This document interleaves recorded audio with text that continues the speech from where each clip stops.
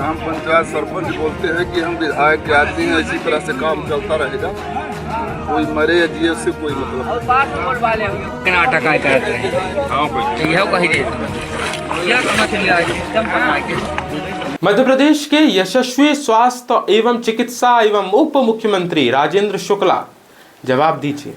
जिस प्रदेश में विकास के दावे इतने ऊंचे हैं कि भाषणों की गूंज भोपाल से दिल्ली तक सुनाई दे रही है, उसी प्रदेश के एक गांव में इंसान की आखिरी यात्रा के लिए सड़क नहीं मिली तो उसे ड्रम को नाव बनाना पड़ा। सवाल यह नहीं है कि नदी में पानी क्यों आया, सवाल यह है कि पानी आया तो आया, व्यवस्था कहां बह गई। एक परिवार अपने मृतक को सम्मान के साथ घर तक नहीं ले जा सका। जब विकास का यह चमकता हुआ मॉडल दिखाई पड़ता है ना, तो आंखें कराहती हैं। नमस्कार, मैं हूं आदर्श पांडे। लपेटा पर आप देख रहे हैं वो बुनियादी सुविधाओं के अभाव की ये खबरें।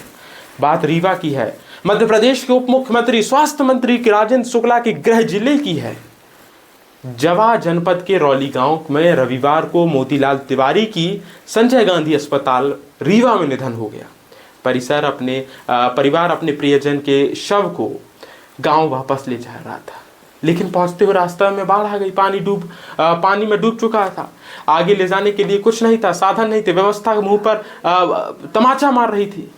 2 ड्रम बांधे गए, ऊपर शव रखा गया।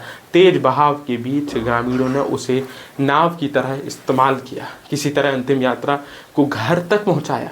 सोचिए, जिस व्यक्ति को जिंदगी भर सम्मान चाहिए था, उसकी आखिरी यात्रा में व्यवस्था ने उसे एम्बुलेंस तो दूर रास्ता तक नहीं दिया।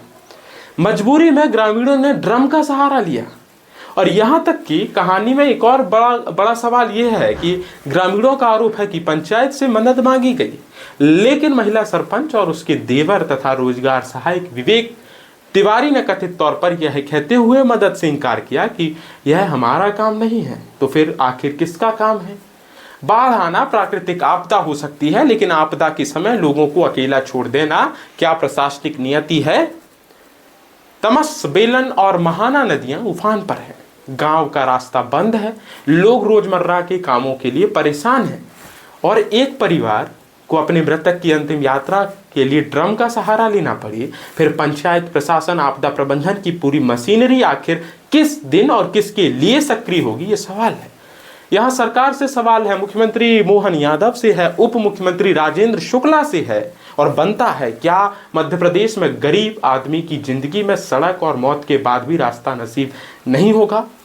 सरकार विकास के आंकड़े गिनाए, बिल्कुल गिनाए, लेकिन आंकड़ों की चमक फीकी पड़ जाती है जब जमीन से ऐसी तस्वीरें निकल के आती हैं। शव को ड्रम के सहारे ले जाना पड़ रहा है। आखिर करोड़ों की योजनाओं के बीच एक गांव तक संकट की घड़ी में पहुंचने की व्यवस्था क्यों नहीं है? सवाल और इसका उत्तर मिलना चाहिए। मानिए, कलेक्टर नरेंद्र सूर्यवंशी ने कहा है कि लापरवाही हुई तो जांच की जाएगी, कड़ी कार्रवाई होगी, अच्छी बात है।